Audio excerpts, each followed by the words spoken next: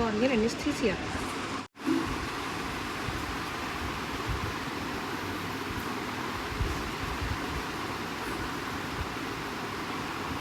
तो ये है हमारा आज का टॉपिक। अब होता क्या है कि जब भी हम कॉर्निया पर कुछ भी टच करते हैं तो हमारी आइज़ ब्लिंक करती हैं। ये कॉर्निया है और जब भी इसमें कुछ टच किया जा रहा है तो कॉर्निया की वजह से जो सेंसेशंस हैं उनकी वजह से आईलिड ब्लिंक करती है, and this is named as corneal blink reflex.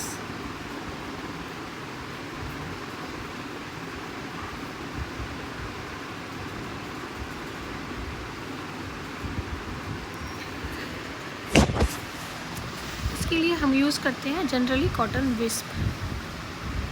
उसको साइड से टच किया जाता है और अगर कॉर्निया जो सेंसेशंस भेज रही है तो उसकी वजह से अगर इसके सेंसेशंस इंटैक्ट है, रिफ्लेक्स इंटैक्ट है, तो उसकी वजह से आईलिड ब्लिंक करेगी। तो इसे कहते हैं कॉर्नियल ब्लिंक रिफ्लेक्स टेस्ट। अगर ये टेस्ट पॉजिटिव है, मीन्स कि अगर ब्लिंकिंग हो रही है, तो इसका मतलब है कि रिफ्लेक्स पूरी तरह से इंटैक्ट है।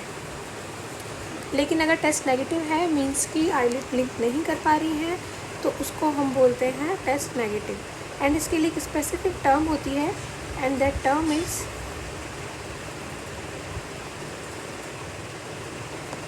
Corneal anaesthesia.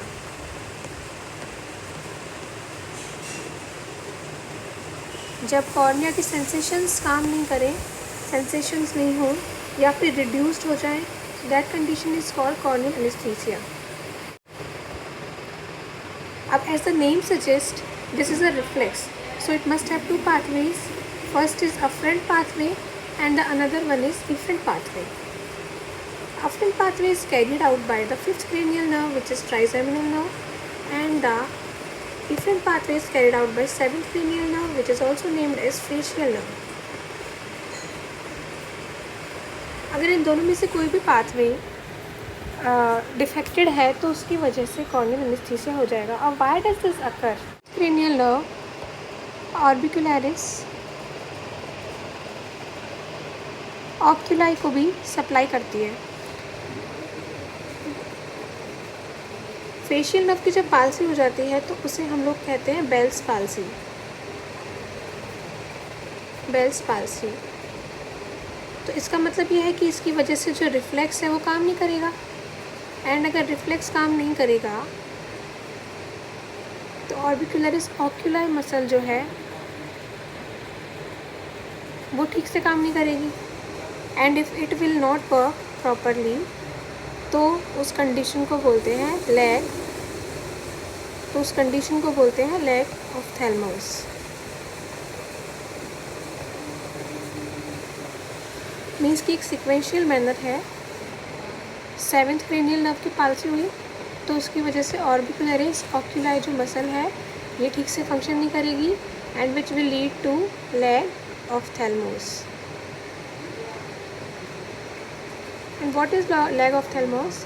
Lag of thalamus का मतलब होता है हमारी आईलिड आईबॉल की मूवमेंट्स को फॉलो नहीं कर रहे हैं। वेन एवर भी डाउन गेज, तो हमारी जो आईलिड है वो आईबॉल के साथ साथ नीचे की तरफ जाने लगती है, एंड जब हम अप देखते हैं तो भी हमारी आईलिड्स ऊपर की तरफ चली जाती हैं, जिससे कि आईबॉल आराम से मूव कर सके।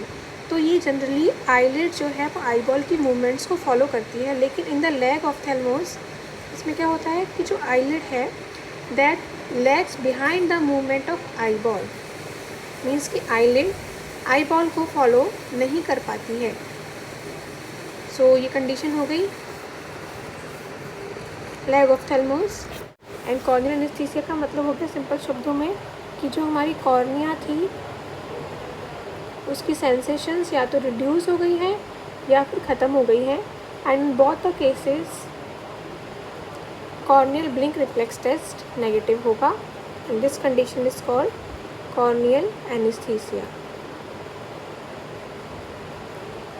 Now we will move to what are the conditions in which the corneal anesthesia occurs.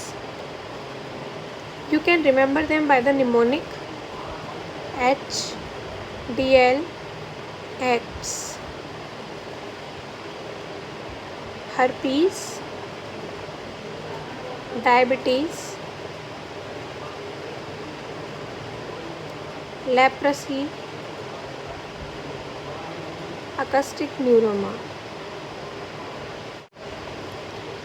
contact lens wear,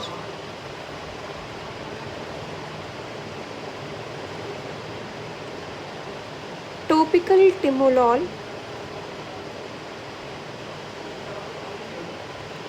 and by the surgical trauma. So these are the conditions in which corneal anesthesia occurs. You can remember them by the mnemonic HDL acts. तो आज की इस video में इतना ही। अगर आपको video पसंद आई है तो प्लीज़ मेरे चैनल को सब्सक्राइब करें।